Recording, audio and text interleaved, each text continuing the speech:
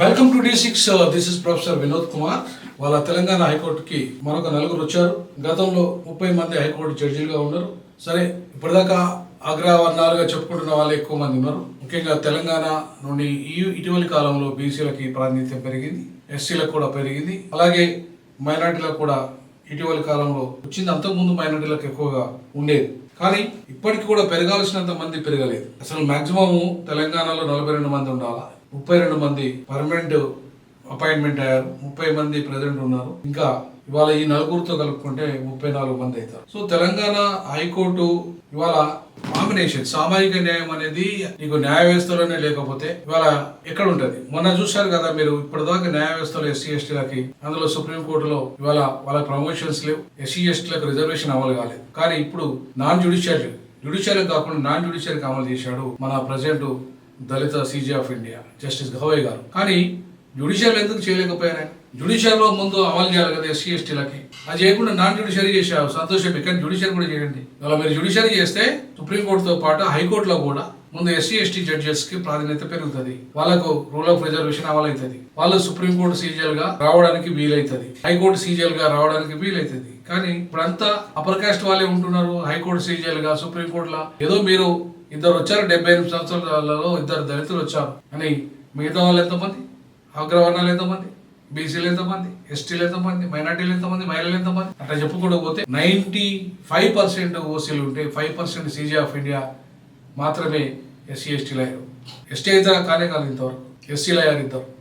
So కాబట్టి ఇప్పటికీ కూడా అగ్రవర్ణాలు అగ్రహారంగా మారిన ఉన్నత న్యాయస్థానాలని ఇవాళ సామాజిక న్యాయం మీ లోపలే పాటించకపోతే, మీ దగ్గరే పాటించకపోతే ఇంకెవరి దగ్గర పాటిస్తారండి?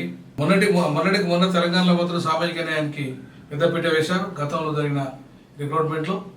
కానీ ఇందులో ఇప్పుడైతే పెద్దగా సామాజిక న్యాయానికి కంటే కూడా మిగతా వర్గాలకు కూడా అవకాశం ఇచ్చారు. కాబట్టి సరే, ఏది ఏమైనప్పటికీ కూడా 34 మంది జడ్జిలు రావడం అనేది ఒక మంచి పరిణామమే.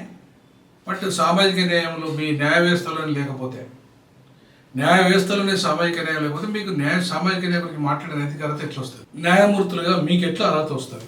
మీరే సామాజిక న్యాయం పాటించకపోతే, మీ న్యాయ వ్యవస్థలోనే సామాజిక న్యాయం పాటించకుండా కేవలం అగ్రవర్ణాల అగ్రహారంగా మారితే ఉన్నత న్యాయస్థానాలకు ఉన్నత విలువ ఎక్కడ ఉంటుంది? సో ఉన్నత న్యాయస్థానాలకు ఉన్నత విలువ ఉండాలంటే, ఉన్నత విలువలు కలిగి ఉండాలంటే ఈ రాజ్యాంగం బోధిస్తున్న సామాజిక ఆర్థిక రాజకీయ న్యాయాన్ని ఫస్ట్ మీ దాంట్లో అమలు చేయాలి.